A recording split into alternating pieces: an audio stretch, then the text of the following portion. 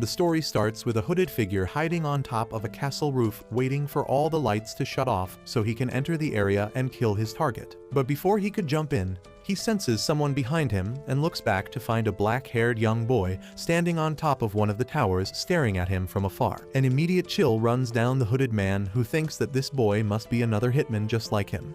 But on a closer look, he realizes that this boy is none other than the legendary silent assassin known for his overpowered abilities. The hooded man realizes that there is no hope for an escape and he must fight his way through this, so he immediately runs to get a better angle and throws a bunch of sharpened metal spikes at the silent assassin. Unfortunately for him though, the assassin is too quick and dodges the attack effortlessly before running straight at the hooded man. The man pulls out his dagger and tries to end it in a single thrust.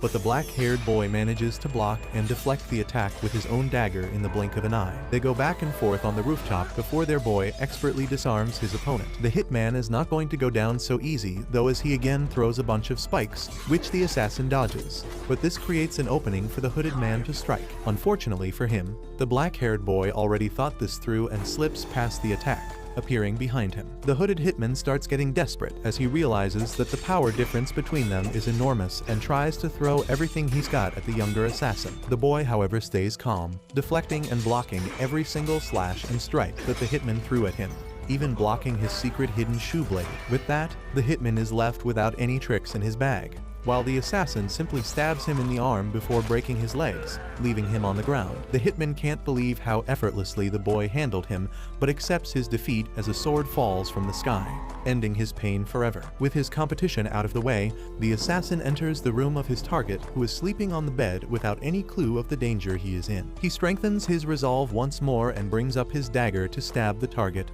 completing his mission. Just a little while back, this deadly assassin was a normal, lonely teenager named Akira from Japan who went to high school and preferred spending his time by himself, reading mangas on his phone. Most of his classmates never cared about him. But one fateful day, a sudden tear in their reality happens and him, alongside all of his classmates, gets transported to a completely different world in the middle of a court. They all get scared, wondering whether it is a dream or some kind of a prank, when an old mage arrives through a door, claiming that the royal majesty would like to have a word with them. None of them understand what the hell is happening, while some think that this is some kind of a costume party. But soon the king enters the room with the princess and welcomes them to the new world, where they have been called by a special magic ritual. The king immediately gets down to business, claiming that he is the ruler of the biggest human kingdom, which is currently under the threat of an attack from the demons. He claims that only a hero from another world possesses the true power to defeat the demon lord once, and for all otherwise they all will be doomed for death and destruction. The mage then moves forward, claiming that they need to find who the hero is, and instructs everyone to move forward and place their hands on the magic crystal one by one. One of the excited boys goes ahead first, placing his hands on the crystal only to reveal his status, which turns out to be nothing but an animal trainer. He seems disappointed, but the mage tells him not to worry since he still has the stats far beyond the reach of any normal person. One by one, the students learn their status, as some become mages, some knights, and some become healers. Akira notices something odd, though, as everyone seems to have the starting stats of 180.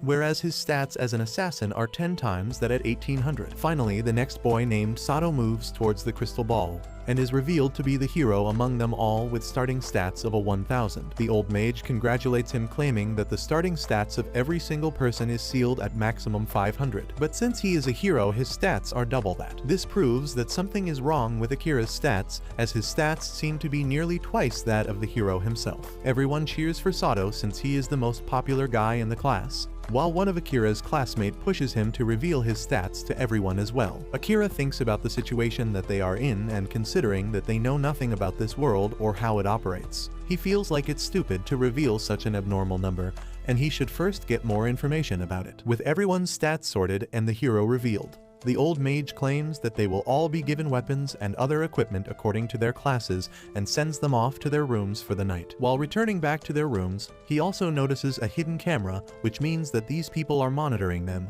which is definitely fishy. So he decides to use his conceal presence ability to slip past them. Once in his room, he dresses up appropriately before going out on the balcony, soaking in the fact that he really is in another world. With that, he decides that he should soon start working on getting more information, and with a jump or two, he scales the wall to the top of the castle without breaking a sweat, He looks back at his own insane abilities. He suddenly notices an open window and sneaks his way into the work chamber of the king himself, who asks the princess whether everything is going according to the plan. The princess replies that the kids from the other world don't seem to have any idea about what's happening, and none of them have much magical abilities to be of any issue. The king tells her to keep an eye on them before focusing back on his work. With his conceal presence skill, Akira is basically invisible as he stands beside the king, wondering how easy he could kill this man right now, but decides against it. The next morning, Akira sits down on the breakfast table with the rest of his classmates who seem to have no worries at all, while Sato, the popular good guy, stands up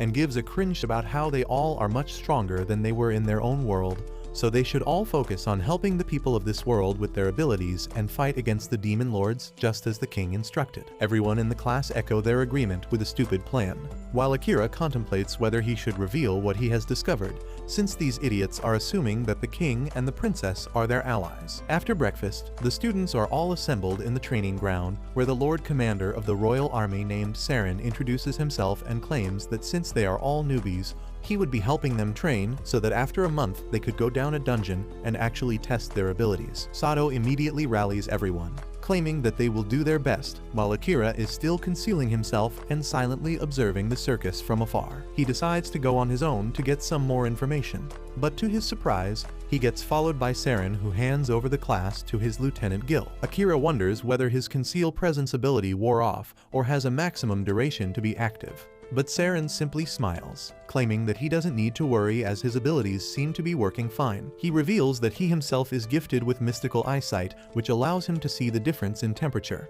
So basically, he is a walking thermal camera. Akira gets on edge and puts his hand on the blade, asking whether they are going to have any trouble, but calms him down, claiming that he has no intention of outing him to the king or the princess. Akira is still skeptical and asks whose side he is actually on, but Saren replies that it's much more complicated and can't be explained so easily. Realizing that he is not lying, Akira lowers his guard slightly and mentions that he wants to visit the library to gain as much information as possible. When Saren asks what level is his conceal ability, Akira reveals that it's already maxed out, which is pretty crazy. But the rest of his abilities are only level 1, and he has no idea how to increase it. Smiles, claiming that he can help him with that, since he will not get what he wants from the library anyways. Akira wonders how much to trust him, but he can't deny the fact that the thought of getting stronger isn't exciting. He controls his emotions and asks Saren how exactly does he get back home, but Saren replies that even he has no clue about that. But he knows that Akira needs to grow as strong as possible,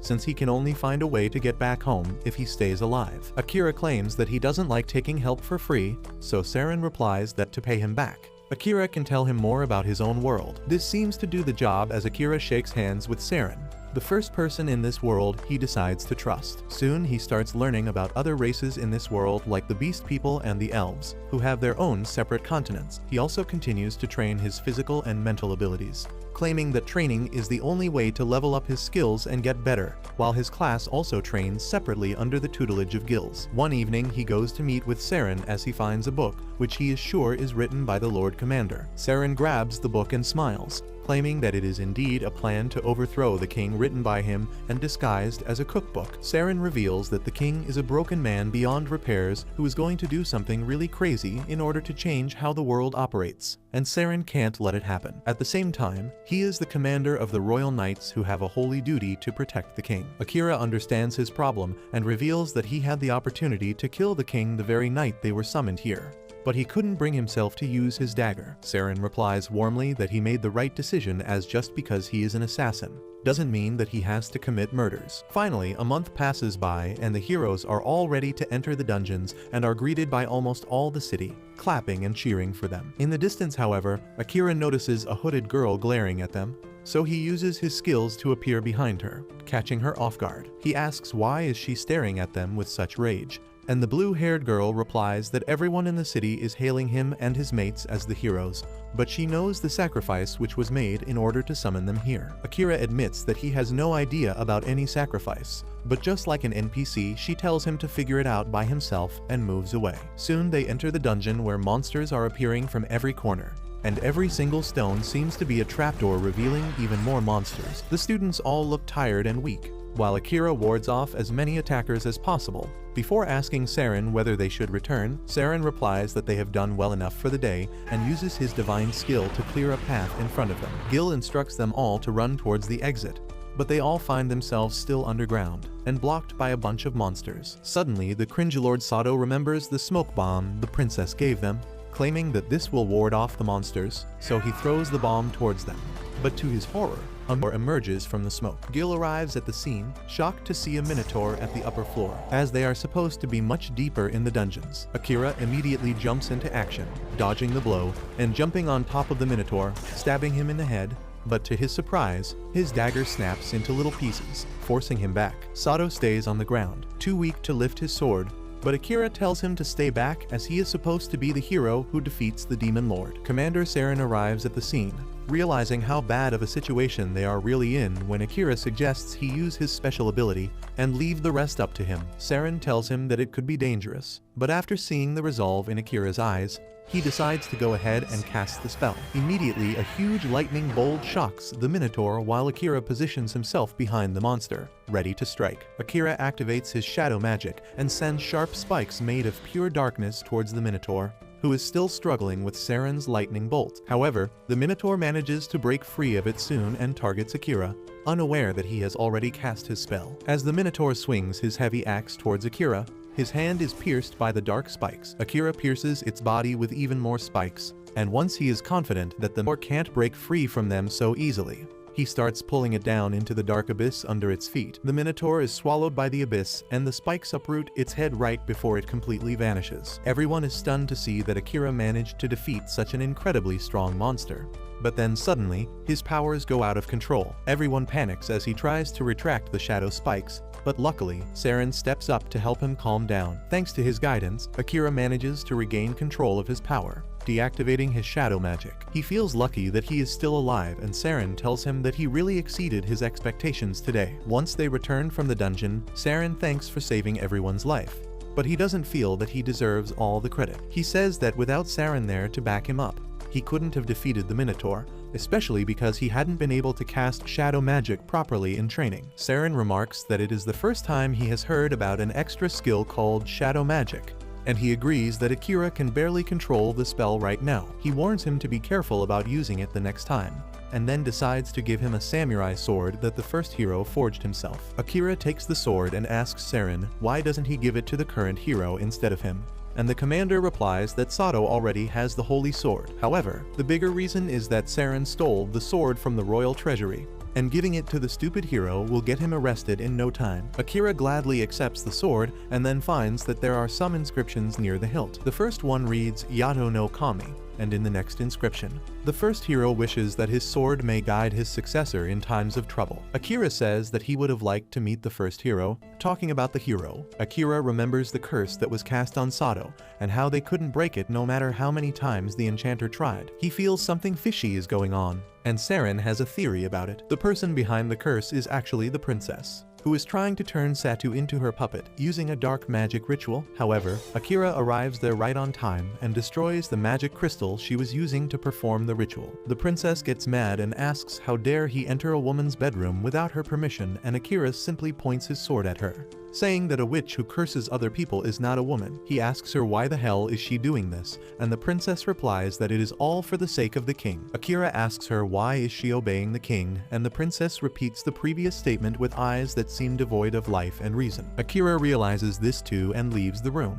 But the princess has more magic crystals that she plans to use to curse the rest of the students. Meanwhile, Akira takes the crystal to Saren's place and tells him that he was right about the princess cursing Sato. Seems like it is not a new thing because Saren remarks that she has not yet given up on her evil acts. He asks Akira if he showed his face to the princess, and he affirms, saying that he wanted to have a proper conversation with her, but she was not very good with her words. Saren replies that the princess is no more than a puppet for the king right now, and then tells Akira to not sleep inside the palace tonight. Akira is curious about the reason, and Saren explains that the princess can curse anyone, but not him since he never revealed his status to her. That means she will try to get him killed instead, and Saren wants him to stay away from the palace. Akira asks if he is not going to scold him for carelessly showing his face, and the commander replies that teenagers are supposed to be impulsive and reckless, and it is the duty of adults like him to cover it up. The next morning, Akira wakes up to a commotion coming from the palace, and once he reaches there,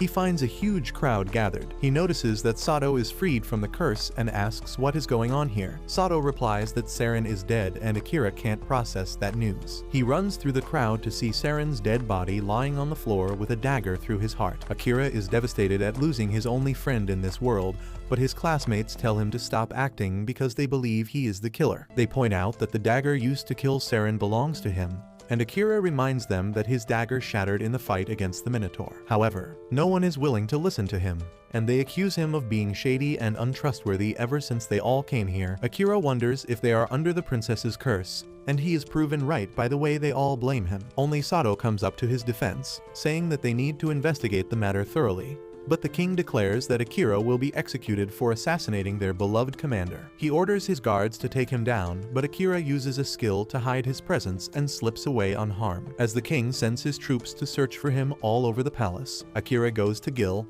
who reveals that the elite assassination unit killed Saren under direct orders from the king. The assassination squad is after him too, but Saren anticipated it, and he has prepared travel supplies in his room. Gil tells Akira to take the supplies and flee, and he thanks the vice commander before rushing to Saren's room to grab the items, but forgetting a smaller pouch in a hurry. At night, the king talks about how Saren went down more easily than he thought, and now there is no one who can oppose them. The princess tells him that the brainwashing of all the students except the hero is complete, and now they just need a reason to start a war with their neighboring kingdoms. The king is pleased to hear this, and he tells the princess to dispatch the assassins after Akira to make sure that he doesn't survive long enough to become a threat to them. Meanwhile, Akira is hiding in the dungeon because Saren once told him that it is the best place to avoid people chasing after him.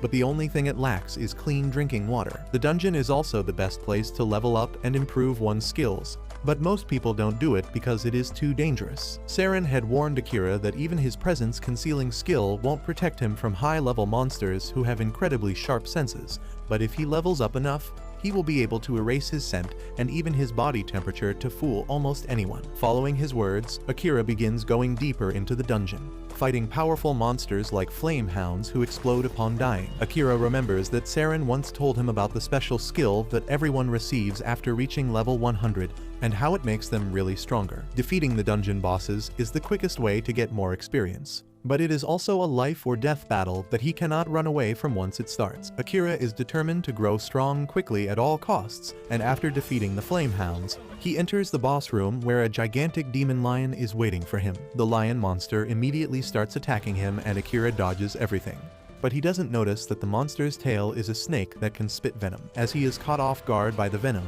the monster stabs him with its claw. Akira realizes that he is lucky to even be alive right now, but he doesn't plan to give up yet. As the lion flings him away, Akira decides to go all out and unleashes his shadow magic. The dark spikes immediately pierce the monster and rip it to pieces, but Akira can't control it for long as he passes out. However, a male voice comes from inside him, saying that the master has taken too much damage, so the shadow magic will be activated forcefully. The shadow quickly moves closer to his body and enters healing mode, using the mana stored in his shadow magic to heal his injuries. Back in the palace, Sato tells his classmates that they should head out to defeat the demon lord now, but most of them tell him that it is not the right time since the knight commander just died. Sato insists that they need to start moving now or it will be too late, but most of the students are under the curse and they tell him it is pointless. Sato declares that he will go alone in that case, but fortunately, there are some people who are willing to come with him. Sato doesn't understand why they would choose to follow him when they are cursed,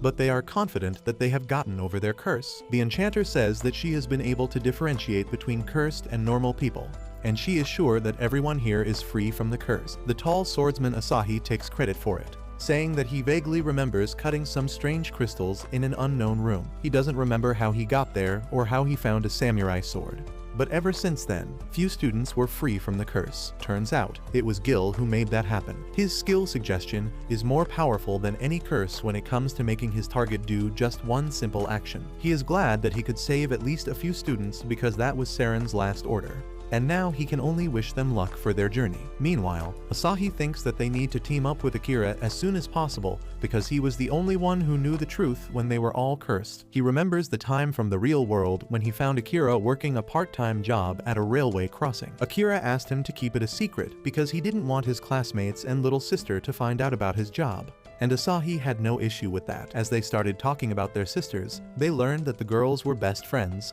and that gave them a reason to be on good terms with each other. Back in the dungeon, Akira wakes up dreaming about the incident too, and he wonders if Asahi is safe. He suddenly notices that his body is feeling a lot better than it should and opens his status to find that his stats have gone up, and his HP is back to full. Not only that, his shadow magic skill has leveled up even though he used it only once, and he can't understand how all that is possible. However, he doesn't have time to think about it and decides to keep going deeper into the dungeon. He soon reaches the 75th floor of the dungeon, and a slime monster immediately attacks him. Akira is surprised to see a slime on lower floors and immediately slashes it. And surprisingly, a pretty elf falls out of the monster's remains. Akira is confused by it, and he decides to use the skill called World Eye that he never got the chance to use before. The moment he uses the skills, he sees a lot of horrifying things that almost make him throw up. But he cancels the skill before it can overload his mind with new information. Just then, the elf girl Amelia wakes up and Akira asks her if she is alright. She replies that she is fine, but Akira doesn't trust her, because he saw her status earlier and found that her HP had dropped to just 2% earlier. He also knows that Amelia has the World Eye skill too, and she has already used it on him. She calls him by his name and asks what this place is, and he tells her that it is a dungeon where he is trying to level up. He then starts lecturing her about how it is not good manners to spy on other people's status, but she suddenly collapses into his arms. Akira finds that she has a fever, and he brings her up to the 69th floor to recover. Amelia is startled as she wakes up, but Akira tells her to drink water so that she stays hydrated. He gives her porridge to eat after that, and she asks him why did he bring her all the way to the 69th floor from the 75th floor. Akira replies that this was the nearest floor with a water source, and then asks her to get some rest. She thanks him for saving her, and then reveals that she is a princess. But Akira doesn't really care about that. Soon after that, Amelia fully recovers and joins Akira on his journey as he reaches the 80th floor of the dungeon. She uses her gravity magic to assist him in battle, but he is not really happy with her following him into danger. Amelia tells him that she is going the same way, and then confidently declares that she is strong enough to look after herself. Akira has no choice but to take her along now, and soon, they enter the boss room where they find a terrifying dragon ready to kill any intruders. The dragon immediately breathes blue flames towards them, but they manage to dodge it. Akira hides his presence while Amelia presses the dragon down with her gravity magic, giving him the chance to attack. However, the dragon sees him coming despite his invisibility spell and hits him away. Amelia yells at Akira that the dragon is sensing him through his mana and asks him to blend it with the surrounding mana. Akira has not learned how to do that yet, so he decides to fight like he always has. He activates shadow magic and sends a single dark spike towards the dragon, scratching its face and forcing it to change trajectory. Using this chance, he stabs the dragon's eye with his sword, bringing it down. Amelia is really impressed with his reckless fighting method, but as she is about to ask the details about his powers, the dragon's body starts glowing, astonishing both of them. The dragon transforms into a giant blue cat, and neither Akira nor Amelia can understand how that is possible. Amelia uses her World Eye skill and finds that the cat is a shapeshifter, which is how he transformed into a dragon. It all makes sense to her now because a real dragon would have been much more durable than the cat. Akira is impressed by how easily Amelia can use her World Eye, and she asks him why is he not using it himself. He remembers how his brain almost split apart the last time he tried using the skill, and he believes it was because his level is too low to use it properly. However, Amelia believes that Akira is rejecting the skill, which is the reason he is having trouble with it. Just then, the black cat wakes up and starts talking. He is disappointed that he was defeated by a human and an elf even though he was transformed into a dragon just for fun. Akira is dumbfounded on hearing the monster cat talk, and he gets offended by his reaction. He tells him not to lump him with other low-level monsters that are driven purely by instinct,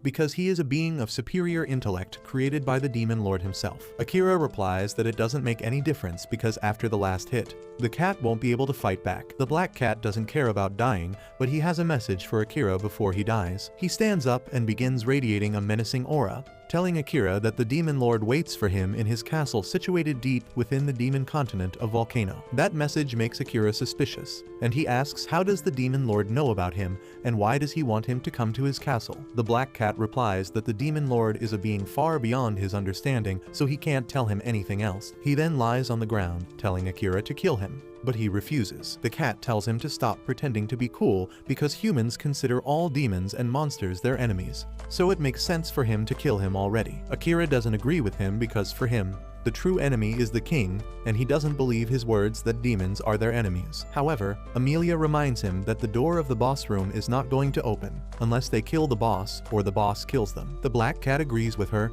asking Akira if he is planning to starve to death here. He asks the reason why he doesn't want to kill him, and his answer is simple as well as astounding. He replies that he is a cat person, and unlike other monsters, the black cat can talk to him. He believes that there must be a loophole that allows them to leave the boss room without killing the cat, and Amelia recalls that there was another way to do so. She says that if Akira forms a pact with the black cat and accepts him as his familiar, he will stop being recognized as a boss monster, and the door will open. The black cat laughs at the idea, saying that only an experienced magic user with great control over mana can do the ritual, and Akira doesn't have what it takes. Amelia disagrees with him and reveals that it has already surpassed the limit needed to do the ritual. She reminds the black cat that Akira detached his mana from his body to confuse him earlier, which is something that only the first hero has done before. Amelia is confident that Akira can perform the ritual, but she is not sure if he will succeed. He asks her what happens if he fails, and the black cat replies that one of them will die, and in the worst case,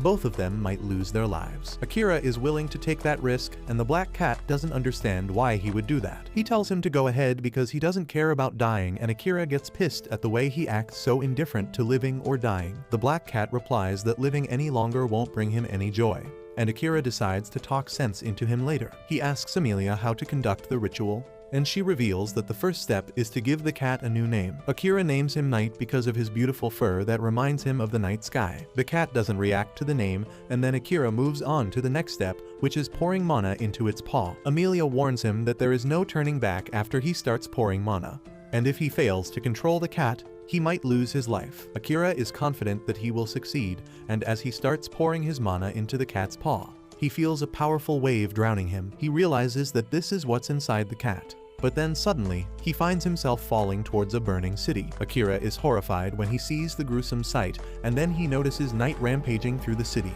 killing anyone who tries to escape. He tries to stop Night, but he attacks him with his dark mana, dealing serious damage to him. As Akira gets back on his feet, Night tells him to stop hesitating and kill him, because that is the only way he can get out of this place alive. Akira still can't bring himself to attack the cat, so Night starts attacking again, hitting him with his powerful claws. The damage Akira takes in the dream world begins affecting his body in the real world as well, and he finally decides to fight back. He throws his dagger at Night, who easily deflects it, and then begins charging his dark power to quickly finish the battle. Akira charges towards him, but instead of attacking, he lets himself get stabbed by Night's claws. The black cat is dumbfounded by his action and asks what the hell is he trying to do. Akira replies that he doesn't want to kill him, and he knows that Night doesn't want to kill anyone either. Night replies that he is a monster, and even if he is intelligent, his instinct keeps telling him to kill anyone in his way. Akira knows that Night is sick of killing others, so he says that he doesn't need to fight against his instinct by himself anymore. He holds his claws, promising to watch over him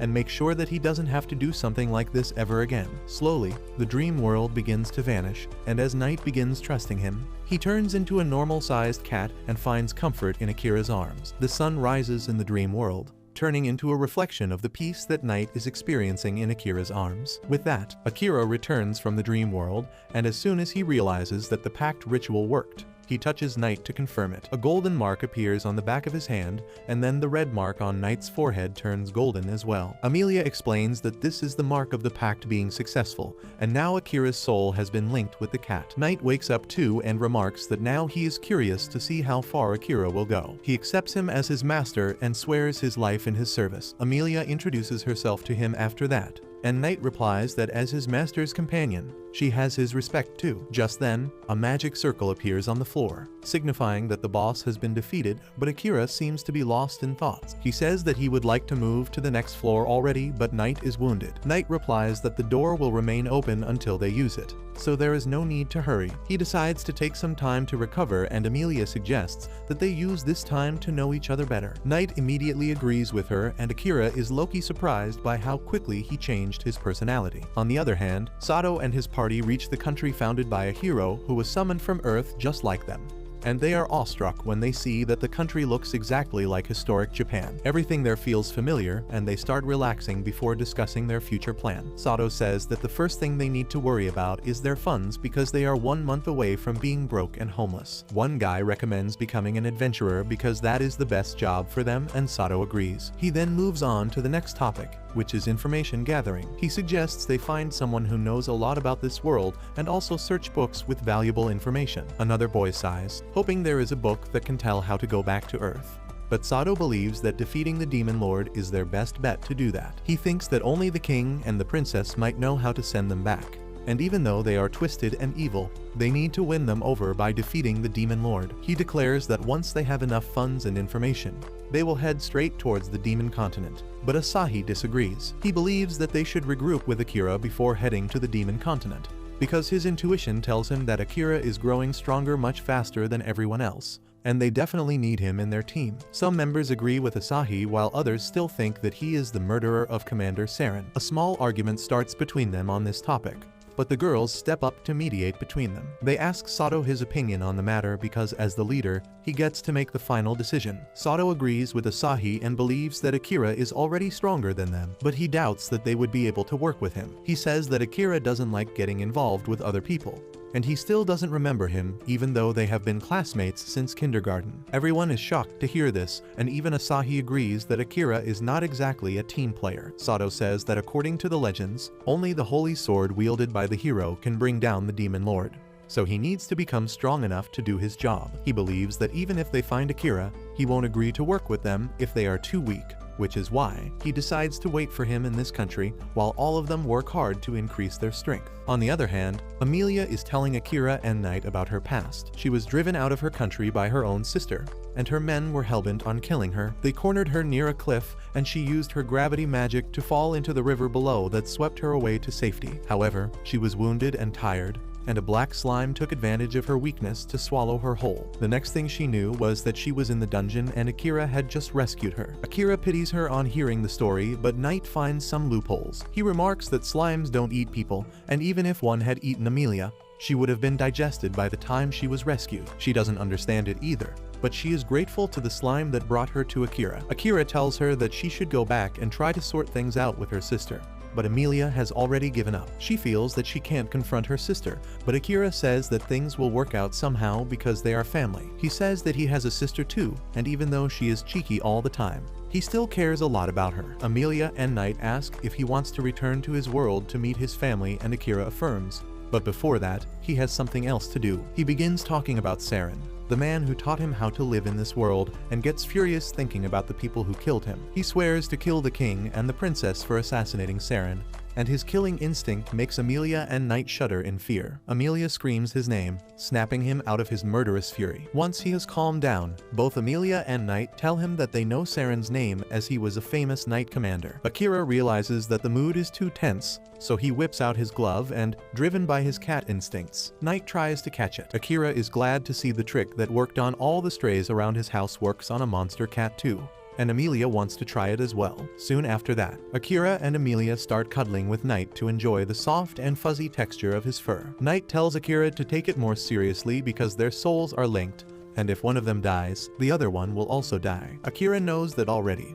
but he is just glad that he got a cat familiar because he really likes cats. Amelia replies that she is jealous of him because she also likes cats. Once they are done fooling around, they decide to leave the dungeon. Akira asks Knight where the teleportation magic circle will lead them, but the cat has no idea about it. He says that only a handful of demons still know the art of making magic circles, and Akira decides to find them and make them work for him once he reaches the demon continent. Suddenly, Amelia remembers a story about the pale blue magic circles leading people to the place they desire, and if multiple people enter it, it reacts only to the wishes of one person. Akira says that it might create a problem for them, but Amelia assures him that she will go anywhere as long as it is with him. Akira doesn't think much about her statement as he steps into the magic circle. He wonders if it can take him back to his family, but pushes that thought out of the way because his vengeance comes first. With that, the magic circle activates and the group is teleported to a forest from where they can see a gigantic tree. Amelia goes into shock on seeing the tree that Knight recognizes as the World Tree. He says that they are in the Forest of Elves, and even though Amelia can't believe they ended up here, Akira thinks it is a good place to be. Suddenly, an elf hiding in the tree shoots an arrow at Amelia. But luckily, Akira notices it in time and moves her away from the arrow's path. He then charges towards the archer, deflecting his arrow with his dagger, and then quickly reaching behind him. He brings the archer to the ground and Amelia identifies him as Liam. Liam says that he didn't expect to find the traitor when he came to investigate the light at this location, and tells Amelia to run away if she values her life. Akira knocks him out because he is not interested in his yapping, but he realizes that he was too slow as the elves have already surrounded them. Amelia's sister Kilika is there to lead them personally, and she tells Amelia that she is going to die now that she has returned to the country willingly. But that's where this video ends. Remember to like and subscribe to the channel. Thanks for watching, and I'll see you next time.